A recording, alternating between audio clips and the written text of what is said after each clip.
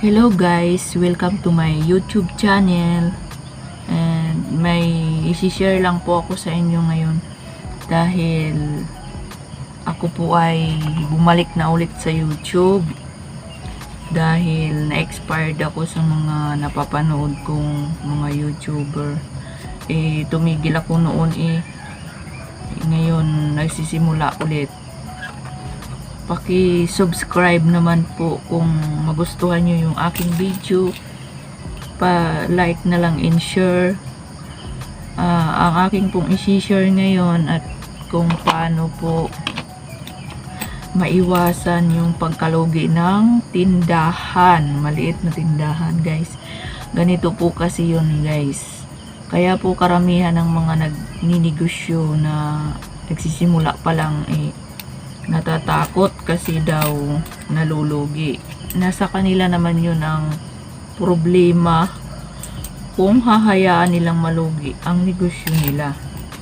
Dahil ganito po yan, maliit man o malaki ang puhunan, kung talagang hindi ka po porsigido sa iyong negosyo at saka kung anong makikita mo, ibili ka lang ng bili, wala po mangyayari sa puhunan.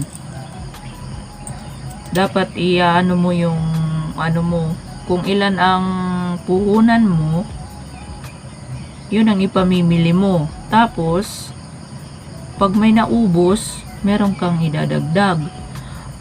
Ang sa akin kasi dito ay lingguhan ng utang. Pagkadating naman ng sahod, binabayaran naman nila. Pero may patakaran ako, pag hindi sila makabayad, hindi ko na sila papautangin. Yung iba naman, nga nagigipit, nagbabalance sila. Pero pagdating naman ng bayaran, binabayaran nila yung balance nila. Yan lang ang disadvantage nung sa akin at saka pag sa labas doon sa labas kasi marami yung doon ang bumibili.